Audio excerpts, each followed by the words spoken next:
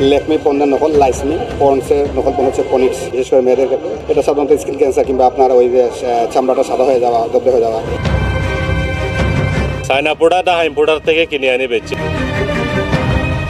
হুবহু বিদেশি ব্র্যান্ডের মতো দেখতে একটি ফর্সাকারী ক্রিম বাজার থেকে কিনে এনে ব্যবহার করলেন। কয়েকদিনের মধ্যেই মনে হলো ত্বক আগের চেয়ে অনেক বেশি উজ্জ্বল ও ফর্সা, কিন্তু সেই আনন্দ বেশি দিন টিকল না। কিছুদিন পর ত্বক আবার আগের অবস্থায় ফিরে গেল।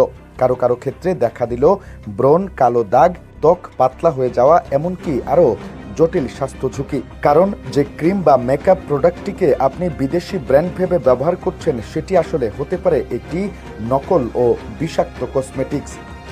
নকল পণ্য এটা আপনারা দেখেছেন, এখানে আমরা দুটো পণ্য পুড়িয়েছি। এটা হচ্ছে ল্যাকমি পণ্যের নকল, লাইসমি, এবং আর হচ্ছে পন্ডসের নকল পণ্য হচ্ছে পনিক্স। যে আমাদের দেশে স্কিন ক্যান্সারের হারটা অনেক বেড়ে গেছে, বিশেষ করে মেয়েদের ক্ষেত্রে এটা সাধারণত স্কিন ক্যান্সার কিংবা আপনার ওই যে চামড়াটা সাদা হয়ে যাওয়া, দগ্ধ হয়ে যাওয়া, এগুলোর কারণ, পরবর্তী কারণে এগুলো হয়ে থাকে। সাম্প্রতিক সময়ে বাংলাদেশের বিভিন্ন হাসপাতাল ও গবেষণায় ত্বকের ক্যান্সার সহ নানা ধরনের ত্বকের জটিল রোগের রোগী বাড়ার প্রবণতা দেখা যাচ্ছে। বিশেষজ্ঞরা বলছেন এর পেছনে একাধিক কারণ রয়েছে। তবে অবৈধ ও নকল প্রসাধনীতে ক্ষতিকর রাসায়নিকের উপস্থিতি ত্বকের জন্য গুরুতর ঝুঁকি তৈরি করতে পারে। আর সেই আশঙ্কাকেই যেন সামনে নিয়ে এলো সিলেটের ভোক্তা অধিকার সংরক্ষণ অধিদপ্তরের বিশেষ এই অভিযান।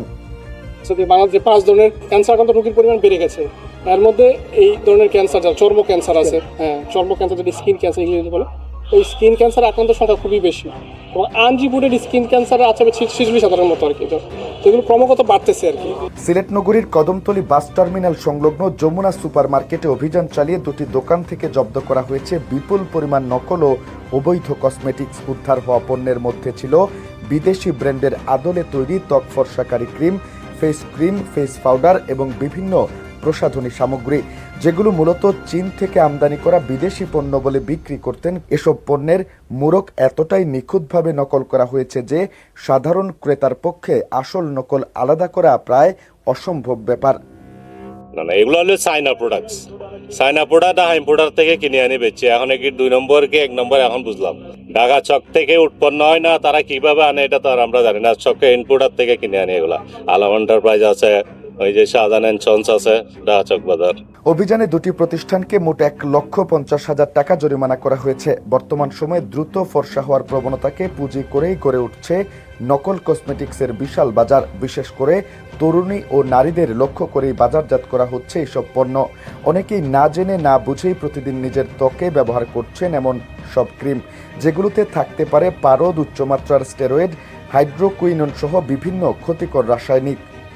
আমরা দুইটা প্রতিষ্ঠান, একটা হচ্ছে মহিউদ্দিন অ্যান্ড সন্স ব্রাদার্স, আর একটা হচ্ছে সিপাই কসমেটিক্স। এই দুইটা প্রতিষ্ঠানকে আপনার 2টা মামলায় 1,50,000 টাকা জরিমানা করেছে। ভোক্তা অধিকার সংরক্ষণ অধিদপ্তরের কর্মকর্তারাও সাধারণ মানুষকে সতর্ক থাকার আহ্বান জানিয়েছেন। তাদের ভাষ্য, অনেক ক্রিম ব্যবহারের প্রথম দিকে ত্বক ফর্সা বা উজ্জ্বল মনে হলেও সেটি সাময়িক প্রভাব। কিছুদিন পর ত্বক আগের অবস্থায় ফিরে যায়। এমনকি অনেক ক্ষেত্রে ত্বক পাতলা হয়ে যাওয়া, কালো দাগ, ব্রণ, স্কিন ক্যান্সারের মতো রোগ দেখা দিতে পারে। স্কিন ক্যান্সার বিষয়টা যদি প্রতিরোধ করতে হয়, এগুলো সাধারণত আমরা যে ত্বকের যেসব কসমেটিক্স আইটেমগুলো ব্যবহার করি, এগুলো এর মূল কারণ হিসেবে বিবেচনা করা হয়। তো এর ভিত্তিতে মূলত এই ক্ষতিকর প্রভাব থেকে মানুষকে সচেতন করার জন্য মূলত আমাদের অভিযানটা পরিচালনা করা হয়েছে। ভোক্তারা যখন কোনো পণ্য কিনবে, অবশ্যই একটা অথেন্টিক পণ্য কিনবে। যে অথেন্টিক পণ্য কি, পণ্যের মোড়কের মধ্যে যথেষ্ট তথ্য থাকতে হবে। কে উৎপাদন করছে, অথবা বিদেশি পণ্য হলে কে আমদানি করছে, তার নাম, ঠিকানা স্পষ্ট আকারে থাকতে হবে। বাংলাদেশি টাকায় কত টাকা হবে এগুলো থাকতে হবে। এছাড়া সাধারণত এগুলো দেখলে একটা পণ্যকে আসল না নকল আইডেন্টিফাই করা সম্ভব হয়।